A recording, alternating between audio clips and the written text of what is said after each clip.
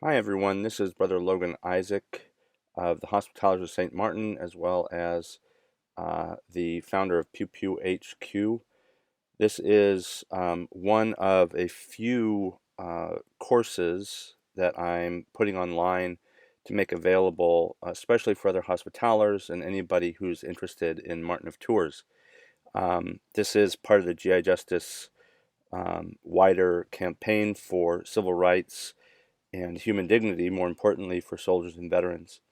And you'll see this is a 400 series course. This is a course that you can only get typically, with the exception of Martin of Tours, this course, that you can only get if you go through the 100 and 200 courses, which are military civil rights and social justice for warriors. There's also, and GI Justice 400 is typically theological in nature and catered for theological questions about military service and Christian faith. And there's a lot of stereotyping that goes on and bias that happens within the church where we want to put soldiers up on a pedestal and make them heroes, or we want to make them feel shame for military service. And we'll get into that. It actually is reflected in Martin's story. So GI Justice 402, this is the Martin of Tours course. There's going to be two parts. The first part, I'm just going to cover Martin's life, and then the second part, I'm going to cover Martin's legacy. So there'll be two videos in this series, and they'll each be covering Martin of Tours. And so this first part, as I've said, I'm just going to cover the life of Martin of Tours. This is also coming straight out of a 4th century biography, Vita Sancta Martini by Sulpicius Severus, or Sulpicius Severus. I don't know how they would have said it in the day. But Severus wrote one of the first biographies of a saint. It was very popular to go out into the wilderness, and that was popularized by Saint Jerome's life of Saint Anthony, Vita Sancti Antony. And Severus picked up on this popular, new form of liturgical and theological expression, and he wrote the life of a man that he had heard of and he came to admire, whose name is Martin. And I have copies of the life of Saint Martin translated by Robert Alexander from the late 19th century, that you can reach out to me to get a copy of, or look for it on the internet. So at some point in the future, I'm actually going to be making it a self-published book that can be used as a resource for the hospitalers, or really anybody who wants to learn more about the life of St. Martin of Tours. So we begin in 336. Scholarly consensus about the birth year of St. Martin is 336, but if you ask anybody in Tours, or if you ask many of his adherents and people who really love the saint, they typically will suggest that he was born in 316. There's a whole lot of debate, but for this course, I'm leaning on the scholarly consensus, which is 336. It's important because it makes a difference for how long Martin spent in the military. It was either about it was less than 7 or 8 years, or it was over 20. And the scholarly consensus, based on what we can verify, suggests that he was actually in just a handful of years, 5 or 6 years. But if he was in longer, that suggests that he's very friendly to the military. But the short story is that he was born in 336, and his mother was Christian, but his father was not. His father was a veteran himself, and so Martin was conscripted in 351 at 15 years old because of his father's service. And his family is wealthy enough to afford a horse, so Martin enters the equivalent of the cavalry. In 354, 3 years later, Martin is assigned to northern Gaul, which is now France, and he's gained a reputation in his unit. He doesn't womanize as the rest of the soldiers do, and he is known to wash his servants' feet. By the winter of 354, he finds himself in the city of Amiens. During a cold snap in Amiens, he is approached by a freezing beggar. As a member of the Praetorian Guard, conscripted from the provinces, Martin was issued a thick blue cape as cold weather gear. Martin felt that half of his cape belonged to him and the other half belonged to his unit, which his unit is uncertain. We don't know if he was serving Caesar Julian, who had just been, or before he was elevated to Caesar in about 355. So we're not sure exactly what his unit is, but we can verify that there was something going on. The Roman military was doing something in Amiens in 354. As he cuts his military uniform in half, he has offered the beggar everything he has. And here in this image, it's one of my favorite of St. Martin and his what's called his first charity. This is by Pierre Lagarde, Saint Martin au Porte d'Amiens, St. Martin at the port or the gate of Amiens. And this was painted in 1892. In the late 19th century, Martin's cult, the popularity of his sainthood, was reinvigorated not only by the discovery of his relics in Tours, but also by the discovery of several writings by a heretic that Martin was involved in. And so you'll see a lot of the artwork and other things, their dating is the late 19th century because the interest in Europe for Martin was increasing right around that time. And so Severus, his biographer, describes the night the night after he has given this beggar half of his cape. He describes it like this, quote, "When Martin had resigned himself to sleep, he had a vision of Christ arrayed in that part of his cloak with which he had clothed the poor man. He heard Jesus saying with a clear voice to the multitude of angels standing round, 'Martin, who is still but a catechumen, clothed me with this robe.'" End quote. And here we see a medallion from the Tours Cathedral choir window, the fourth medallion, and we can see in it Jesus above Martin, who is asleep, and we can tell he has a cross in his halo. And here you see his cape is red. Most of Europe displays his cape as red. Spain and Sweden, churches that carry his name and artwork that arrives from Spain and Sweden for some reason, depict them as blue. And blue is much more likely because he was conscripted from the provinces far outside of Rome. Roman cavalrymen and Praetorian guardsmen, they wore red capes. And so the popularity and the stature of those red capes, people typically, historians and artists, assume that his cape was red, but it was much more likely blue to distinguish the fact that he was not Roman. Severus is embarrassed by Martin's military service, as many Christians would have been, given the persecutions enacted by Rome's armed forces. He points out that Martin, quote, "did not, however, all at once retire from military service," end quote, in part because his roommate, who's also one of his officers, promises that he'll also leave if Martin delays his departure. Severus justifies this moral compromise, saying that Martin, quote, "continued, although but in name, to act the part of a soldier for nearly 2 years after he had received baptism," end quote.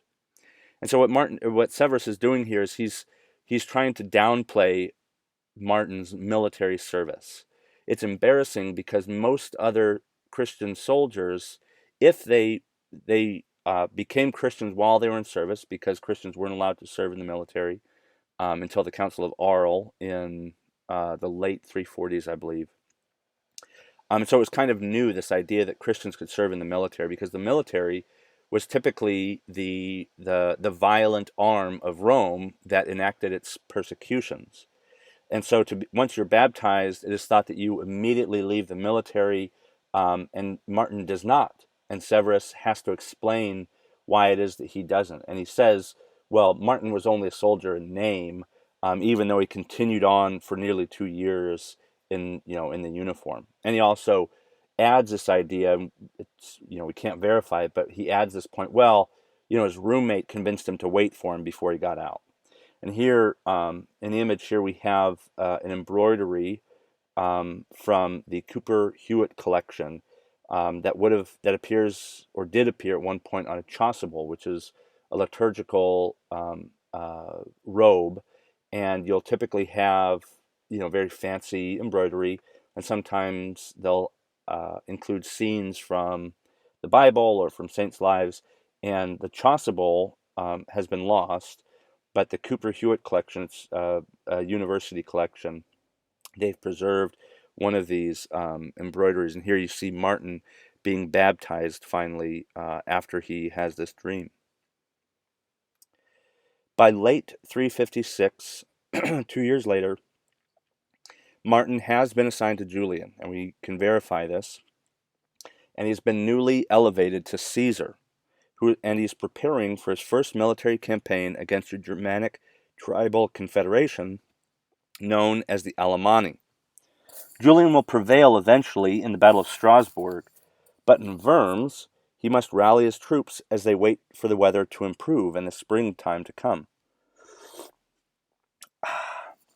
Take a quick sip of coffee. Who needs water? And so Severus records it as the Battle of Worms, and that's not totally true. The winter in 356, Julian is preparing to go to war for the first time, and we have no indication that Martin has ever before gone to war. As a member of the Praetorian Guard, he was protecting the life of Caesar, typically. The Praetorians didn't usually go to war. They weren't warriors or soldiers like the milites were, or the Latin for soldier. So it's possible that 2 years after his baptism and 5 years into his military service, he finally is actually going to war as opposed to some other duty. But he knows that he cannot fight in battle, and we have this famous for Martinian nerds like myself, but that he's confronted with the opportunity of either going into battle or being kind of discharged or more likely martyred. Up till that point, most of the other soldier saint stories involve being martyred for refusing to either fight or to worship Caesar. And so Julian, as he's preparing for a springtime campaign in Strasbourg, he provides gifts of money to his soldiers. And when he comes to Martin, Martin knows he can't do it as a Christian. And so Severus records him saying to Julian, quote, "Hitherto I have served you as a soldier. Allow me now to become a soldier to God. Let the man who is to serve thee receive thy donative. I am the soldier of Christ. It is not lawful for me to fight." And this is a really important turn, obviously, in Martin's life, but also there's something that I call the Martinian difference. In Latin, he calls himself the soldier or militus of Christ, militus Christi. It is not lawful for me to pugnare, fight. And so unless we believe that Martin has pugnared before and was just fine with it or didn't do anything about it, then we must assume that pugnare is something that he has just now done, and that pugnare is not the only thing that militus, soldiers, are engaged in. So to be a soldier is not always necessarily to fight. You might think of this as a distinction in the modern American military between combat arms specialties, like 11 Bravo, 11 series infantry, artillery, cavalry, scouts, special forces. These are all quote unquote pugnare kinds of specialties. But there are other militus, soldiers, that do paperwork, that do administrative tasks, that do supply chain tasks. And to say that they pugnare or they fight is not entirely, it's just not the whole story. And to say that pugnare or combat is the only thing that our entire military does is to make a false equivocation. And so the Martinian difference is between fighting and serving. And I have an article about that, but I wanted to point that out as we see here in the stained glass window detail. and this is from the Basilica of St. Martin in Tours. And in the Basilica, they say that this is when he is being assigned to the military. But you can clearly see he's placed his weapon on the ground. He's not holding, or I'm sorry, his helmet on the ground. He's not holding a weapon. He's saying, "No, I will not fight." He's refusing to take the sword that he is being offered. And so he is dishonorably discharged in 356. We know this because he is not given land or money as he is discharged, as most soldiers were after a term of service. And what he does immediately is he seeks out Hilary, who is the main kind of popular theologian of the day. He refuses Hilary's suggestions to become a priest, and he settles for exorcist. And an exorcist routinely performs ceremonies over adults and infants preparing to be baptized. That's what an exorcist was back in the day. And as an exorcist, he begins founding churches and monasteries almost immediately. He builds churches upon the ruins of pagan temples that he destroyed after baptizing the uncivilized and clumsy rural people that he encountered. And when we think of pagans, it's not necessarily like a nature religion. In the way that the Romans used the word, they were just outsiders, people that like didn't get it. And so out in the provinces, in these rural settlements, they were thought of as clumsy and uncivilized, and these are the pagani or pagans. And so Martin goes out to the countryside, and he converts them from this, not from being clumsy and uncivilized, but from non-Christianity. He begins in Ligugé when he is made an exorcist in 356, and an abbey actually survives there to this day. But also many churches followed in Langers, Saulnay, Amboise, Serran, Tournon, Caen, and like innumerable other little churches throughout the French countryside that have to this day a legitimate claim to being founded by Martin of Tours.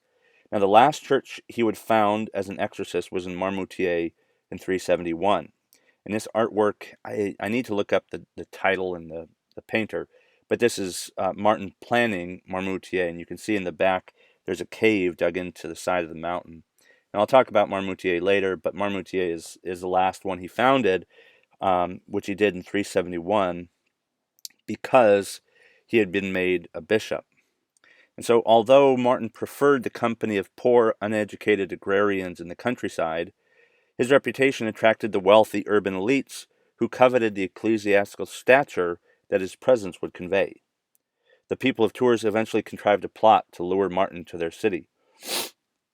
And this occurs in 371, and here is Severus's description of it. Quote, "Martin was called upon to undertake the episcopate of the church at Tours.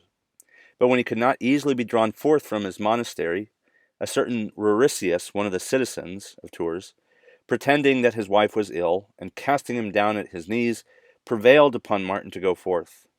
Multitudes of the citizens were posted by the road on which he traveled.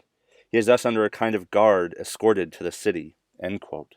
And so the date of this is July 4th in 371. He has been for 15 years from 356. Oh, no. 356 is 371. Yeah, maybe about 15 years. He's been an itinerant exorcist, traveling the countryside, converting rural communities to Christianity. And then this big city center in Tours says, "Oh, we want that guy in the episcopate as our bishop." And they have to literally guard the road to make sure that he doesn't like run off on his own and avoid service as a bishop. So in chapter 9 of Severus's biography, he remembers his elevation to the bishopric in this way. Quote, "A few persons, however, and among these some of the bishops," which you can see off to the right of this image. This is from the altar window of the Église Saint-Martin, or the Church of St. Martin in Chapelle-sur-Loire in France, who had been summoned to appoint a chief priest. They were impiously offering resistance, asserting forsooth that Martin's person was contemptible, that he was unworthy of the episcopate, that he was a man despicable in countenance, that his clothing was mean, and his hair disgusting. End quote. And so some of the bishops, the other bishops who make the bishops, they didn't think Martin was worthy because he was unkempt in appearance, because he was itinerant and he wasn't, amenable to, the expectations of being a bishop. But of course, the people of the city felt just fine. In fact, they kind of went out of their way to make Martin their bishop. And so Martin's episcopal see was in the city center of Tours, a church whose patron saint was another soldier saint, Maurice of Thebes. Martin's affinity to the simple, uncivilized rhythms persisted, so he refused to reside in the ornate cathedral. And Severus remembers it like this, quote, "When he felt it impossible to tolerate the disturbance caused by the numbers of those visiting the cathedral, he established a monastery for himself about 2 miles outside the city. There were altogether 80 disciples. All things were possessed in common. They all took their food together after the hour of fasting was past. No one used wine except when illness compelled them to do so. Most of them were clothed in garments of camel's hair. Any dress approaching to softness was there deemed criminal." End quote. But by the 9th century, what began as a cluster of caves dug into the hillside rose to such opulence that it was pillaged by the Normans. But it was in the Middle Ages that the abbey at Marmoutier reached its zenith, tragically becoming a bully pulpit for the Crusades. Pope Urban II encouraged religious wars in an infamous sermon there in 1096. And he was followed by Popes Calixtus II in 1119 and Alexander III in 1126. In the 16th century, Marmoutier came under the patronage of the French monarchy.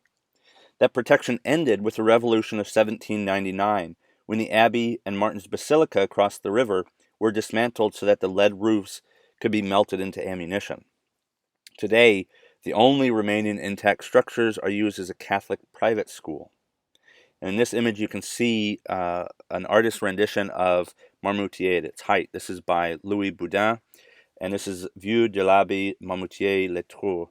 And it's basically a view of the Abbey at Marmoutier, again in 1870, when his cult is being picked up again. But very likely, these structures still stood. You can see the arcade and the grand, I don't know if it would have been a basilica, but like the abbey itself is a series of structures that basically was also very wealthy, very established, place that royal visitors would go rather than the cathedral or the basilica across the river.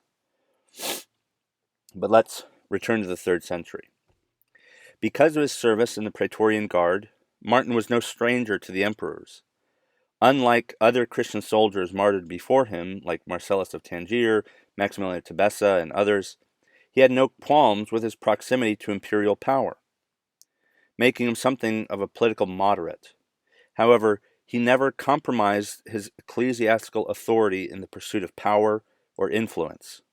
This is evident in Martin's dealing with Magnus Maximus, the secular ruler of Martin's episcopate from 383 to 388. Severus records that although, quote, "the disgraceful flattery of all round of the emperor was generally remarked, while the priestly dignity had, with degenerate submissiveness, taken a second place to the royal retinue, in Martin alone, apostolic authority continued to assert itself." So for Martin, there was a sharp distinction between the church and the state, even if the two were irrevocably intertwined. And here we see a gold coin minted with the face of Magnus Maximus. And whatever historians say about Maximus, Severus remembers him kindly as an admirer of Martin who sought to bring the bishop under his wing. Martin, however, would not be flattered into a tacit endorsement of the emperor. And Severus remembers that, quote, "although often invited, Martin kept away from Maximus's entertainments because, end quote, because it was felt that the emperor had killed his way to the top."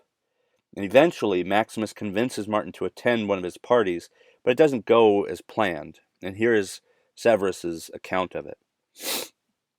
About the middle of the banquet, quote, about the middle of the banquet, according to custom, one of the servants presented a goblet to the king. He orders it rather to be given to the very holy bishop, expecting and hoping that he should then receive the cup from his right hand. But Martin, when he had drunk, handed the goblet to his own presbyter, as thinking no one worthier to drink next to himself. End quote. And so you can see this medallion from the Lehman collection, Martin offering the wine cup to the priest, the king and the queen are in the middle, and then Martin on the left, you can see his bishop's mitre, his hat, with a cup in his hand, kind of handing it over to the presbyter way over on the right in blue. And the two gentlemen in green are kind of looking on. This is one of the few depictions of this episode from Martin's life that I've found, and this is why it's important. Oddly enough, the entire entourage, quote, admired this conduct so much that this very thing by which they had been undervalued gave them pleasure. The report then ran through the whole palace that Martin had done at the king's dinner what no bishop had dared to do at the banquets of the lowest judges. End quote. The emperor so admired Martin that he asked the bishop to catechize the empress, seen here in an embroidered medallion that once appeared on another Eucharistic chasuble, which is now held by the Lehman collection. The same episode would be used to defame Martin later, as it was inappropriate to privately instruct women, regardless of their stature. And so, just to return to that episode, Martin knew what was expected of him, to give this goblet to the king so he could take it from, the bishop is on his right hand, is his right hand man. But Martin is not stupid, and he spent time in the imperial kind of orbit, and he knows what he would be doing should he give the king the cup, because you're supposed to give it to the highest ranking person. And instead he gives it to his own presbyter, a kind of lower priest, and in doing so he's saying that this lowly priest outranks the king. And the king and everybody has a good laugh, and they seem to enjoy it. They have this laugh about it. And Maximus continues to admire Martin, and he has him instruct his wife.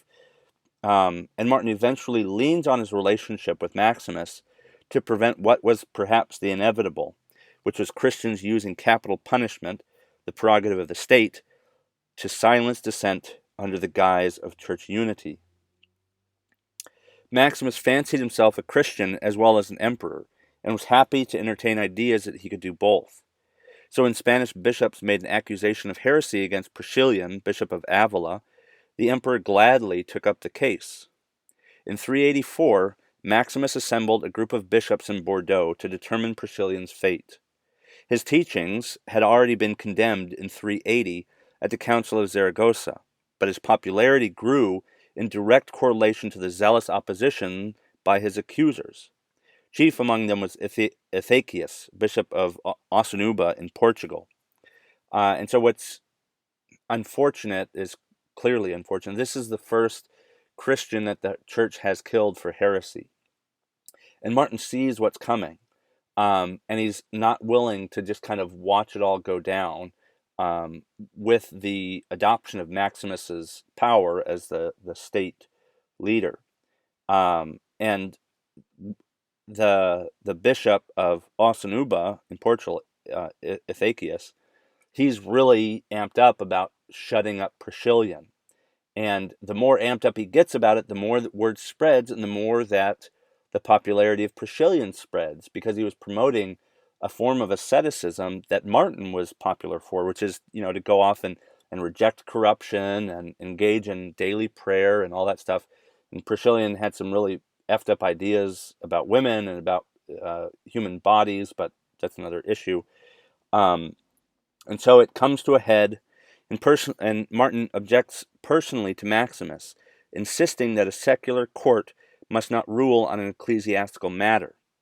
Martin's appeal was bolstered by a significant popularity in Gaul, so Maximus was forced to appease Martin, at least openly. Martin's posture towards Ithacius was even more brazen. He openly refused Ithacius communion when they found themselves across the altar from one another in the midst of this conflict. If Martin had been willing to condemn Maximus for his violent past, all the more must be true for a bishop seeking the state's support in assassinating a peer. Martin's public excommunication of a powerful cleric made life difficult for Maximus, and the emperor was forced to quietly refer the matter to a secular court in Trier, changing the charge against Priscillian from heresy to sorcery. The trial was brief and resulted in the execution of Priscillian and 5 of his followers.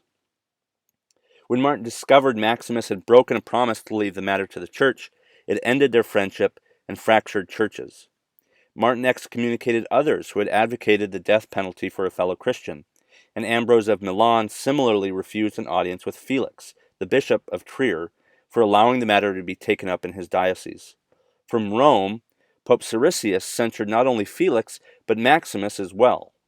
Severus attributes the emperor's death in battle a few years later to a prophecy that Martin made in reaction to the whole affair, and Priscillian was treated as a martyr in and around Gaul for several centuries.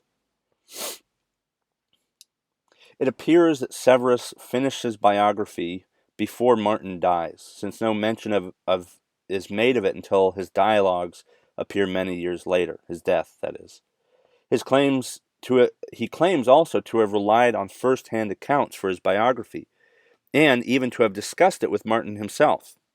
According to his dialogues, which appear many years later, Martin dies on November 8th in Conde, a fishing village about a day's trek from Tours, where he founded a church years before as a young exorcist. His feast day, Martinmas, is celebrated on November 11th because that was the day that his funeral was held, the day that he was deposited into the earth. Severus describes Martin's death in a letter to the saint's mother-in-law, Basula. The dying words that he places upon Martin's lips evoke his early military service.